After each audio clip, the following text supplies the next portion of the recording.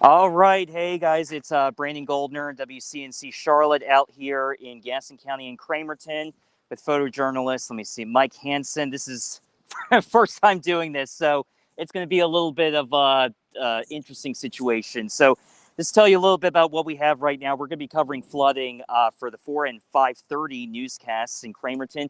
This is what it's looking like right now, especially if you've been out here in Cramerton before. This area tends to flood a lot. This is actually what it's designed for, but still, it's something where you see a lot of risks, especially with people who live along Riverside Drive, that is a little further down Cramerton. What we've been seeing, really, thankfully, is that Main Street Cramerton is okay. There have been no issues there. It's really just been parts along Riverside Drive, this area. We've been monitoring, let me see, right, if you can see this white pole that's waving in the distance, that's one of the river gauges that we have out here. And that kind of gives us an idea of how high up the water is. There's another river gauge we use that's in Lowell, North Carolina.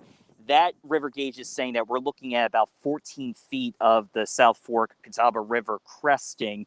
Right now, it's a little bit lower down here, just we're a little bit more downstream, but something that's really interesting as well.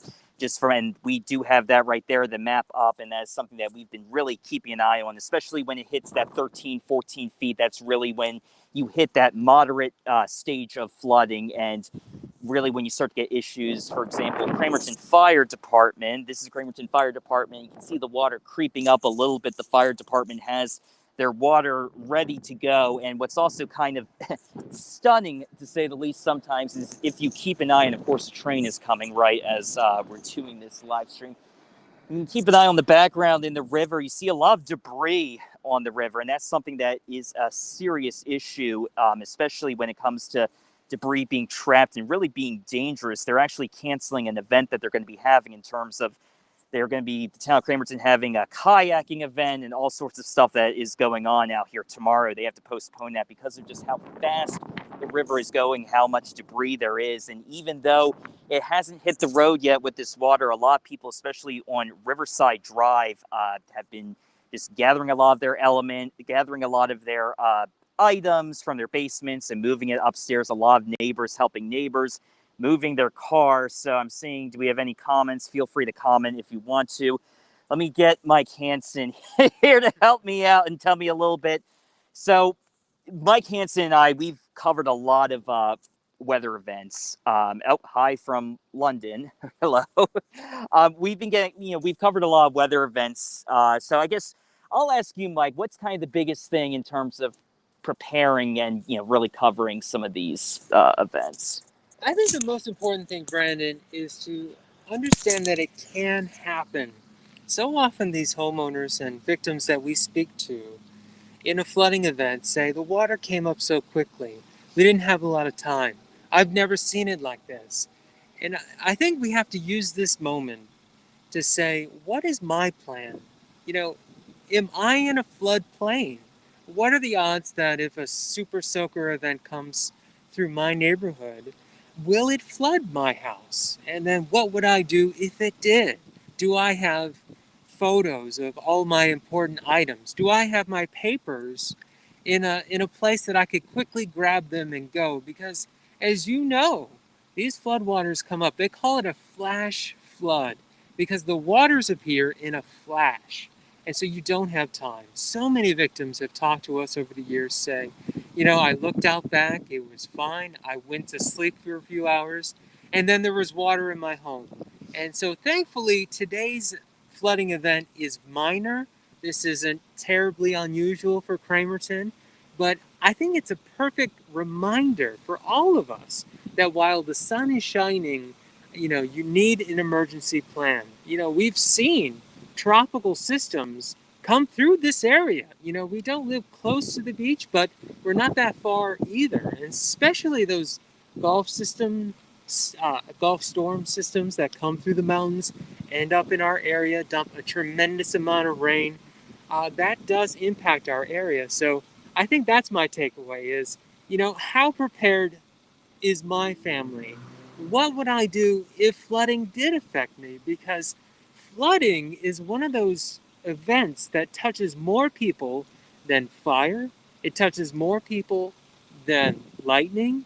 It flooding is pretty common, and that's why we have flood plains, we have 100-year flood plans, we have, like Mecklenburg County spends a tremendous amount of time and effort trying to make sure that places that flood all the time don't have homes in the areas where it does flood all the time, because when your home floods, there really isn't any kind of way to describe it other than just awful.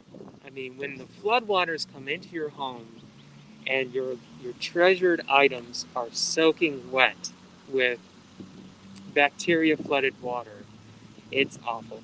You have to rip out the carpets, you have to take out the layer of anything those floodwaters touch, you have to get rid of.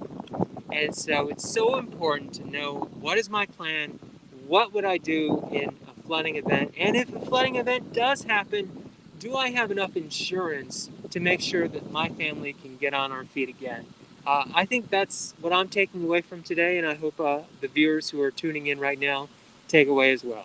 Absolutely. I know, Mike and I have been talking, we've covered, let's actually flip over just with the sun the way it is and make sure we're, because Mike and I, because he and I have covered, still getting used to this. He and I have covered a lot of weather events together. I mean, especially the Resiliency, even today when talking to neighbors who are helping each other out, even though this isn't looking to be as serious as we've seen in the past, just the simple fact that a lot of people are helping each other out. You can park your car in my driveway, simple things like that. Those little acts that, can really help. Yeah, no doubt about it. What do you think we'll see later today, Brendan?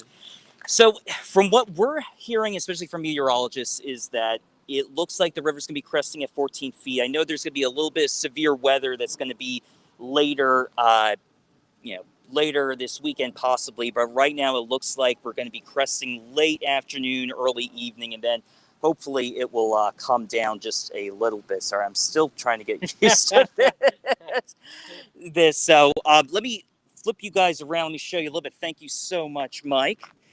So let me try to get this going. Sorry, y'all. This is still trying to get this. I have emails in and all sorts of stuff coming in as trying to get this going.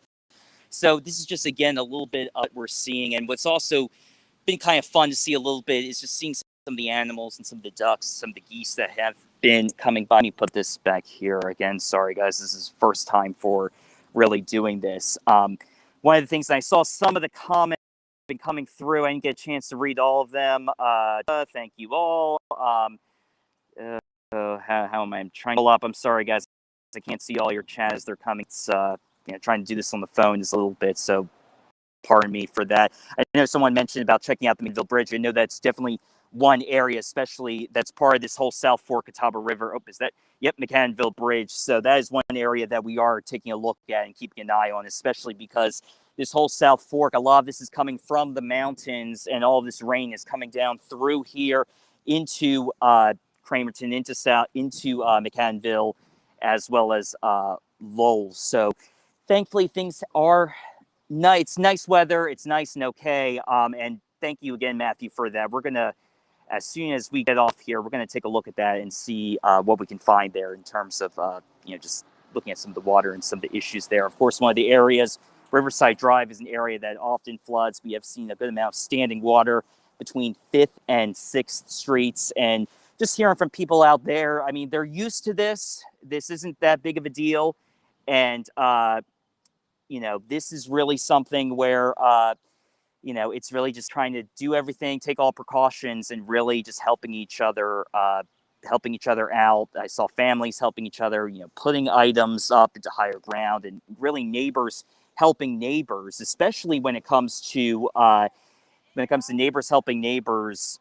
Some of the neighbors out here in Cramerton are new people that aren't used to this, so a lot of them helping others. I saw someone, Chad, what we see during the storms yesterday. Yesterday was quite an interesting day. I'll show you. This is kind of the end result of coverage yesterday. Let's see. Is this right here? Yeah, this is my, I have my work phone right here. This is my personal phone. It is covered in rice right now because it was just pouring down rain yesterday when we had those tornado warnings. And thankfully, this was the tornado warnings yesterday, we definitely dodged a bullet in terms of just how bad it could have been. Thankfully, it didn't cause much of any issues in Cleveland and Gaston counties.